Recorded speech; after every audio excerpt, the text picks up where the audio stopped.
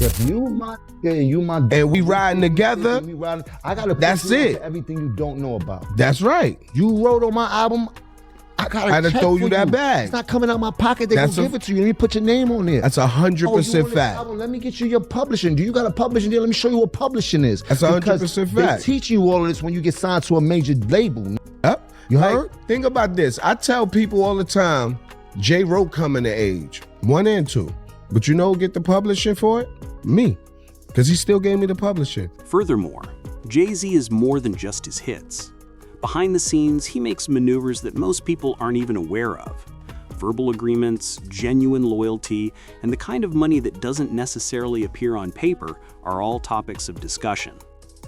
During the Artist to Artist podcast, Bleek revealed how Jay-Z secured publishing for songs he didn't even write. Millions are silently stacking while the majority of people are preoccupied with news and controversy.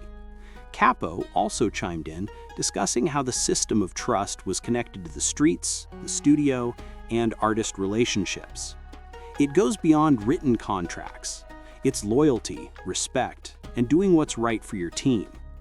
Bleek talks extensively about paying employees, sharing publications, and ensuring that your hard work is recognized. He discusses his personal experiences and professional lessons learned, outlining the reasons behind his current treatment of musicians.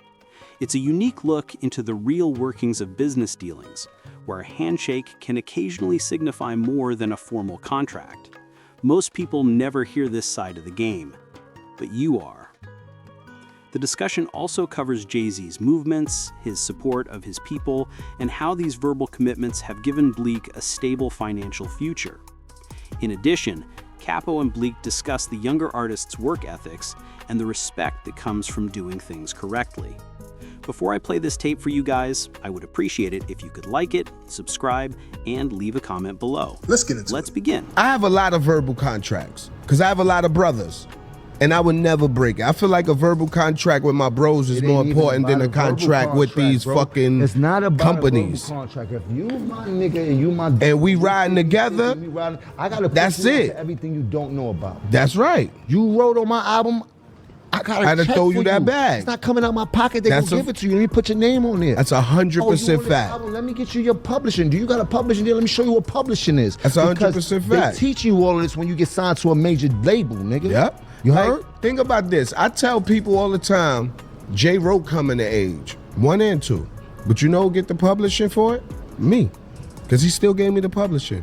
And that's fire. You know what I mean? And that's fire. So I feel exactly what you, because I would hate for a nigga to be the opposite way. Bro, I was putting in the work and you took it from me. Things that happened to me, I turn around and you couldn't understand how I treat artists that I deal with. I don't even take money from my artist deals, and you can ask them that. You heard? Like, you can ask any one of them, do I take anything from them? Because I've been so shell-shocked at how niggas treated me. I would hate to feel like I'm treating somebody the way people treated me. Nah, that's a fact. When and I'm there's the so same much way. money in this Word shit up. to get. And you got all the new artists uptown. You doing, speak on the new artists, man. You got Dice Peso. All of them. I fuck with Dice. Dice be Pyrex spitting. in the building. Yeah, Dice be spitting. My right nigga, there. I word stand up. by Pyrex. Yo, I always used to say the big niggas is nice because they funny and nice. Yeah, nah, them niggas is them word two up. Go get busy. A few artists though. Shouts to Lexi. Yeah. Shouts to Taylor. Shouts to the Oodles. Ooh. You already right. know. I'm here working, man. At the end of the day, I'm blessed to be in this position. I'm grateful to be here through everything we talked about. Let's not forget, these are things that we're talking about are things from the past. So that's right. I don't want nobody to personalize none of this type of shit. I'm just telling you a dope story. Maybe one day I'll write a book from my perspective of the things that I've been through in this industry and shit like that. But you know, I take everything with a grain of salt, man. Don't take nothing I'm saying too serious. Take from it a lesson from it. See what you could take from it to use it in the future. Saying that's why, bro, it's dope you doing this. Artist to artist, man, this is fire, bro. Nah, you because too, bro. You got a lot of game. You've been through a lot, and you inspired a lot. You inspired a whole generation, my G. Have you ever noticed that the money you see on stage or in the charts isn't usually the real money in the music industry? This particular instance is the ideal illustration. Bleek recently detailed how Jay-Z subtly positioned him for success through verbal agreements in publishing. and most individuals don't discuss that lesson. The thing is this: many musicians believe that success consists solely of breaking records or gaining streams, but Bleek's journey reveals more. It all comes down to relationships, trust, and self-worth. Even though no one outside the room knew, Jay-Z made sure Bleek's years of hard work were recognized. That's generational riches being discreetly passed on via decency and astute decisions, rather than through media attention or headlines. The loyalty component is what appeals to me about this. Bleek is discussing more than simply money. He is discussing defending your team, treating those who ride with you with respect, and ensuring that everyone receives what they are due. For this reason, verbal agreements are still important in both the music industry and the streets. It has to do with honesty. Building a career that endures beyond the buzz cycle is the goal. Capo, Jim Jones also raised some excellent points regarding the younger artist, the work, and being aware of the industry. These discussions go beyond simple narratives. Anyone attempting to understand the true workings of the industry can learn from these lessons. You see, money is more than simply contracts and checks.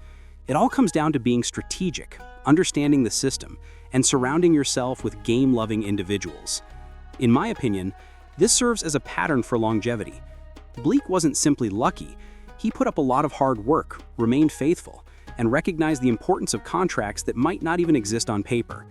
His millions in publishing serve as a reminder that behind every well-known figure, significant decisions are being made in secret that the majority of people are never aware of. Here's what I think. You can take a lesson from this if you're attempting to grow your music or business.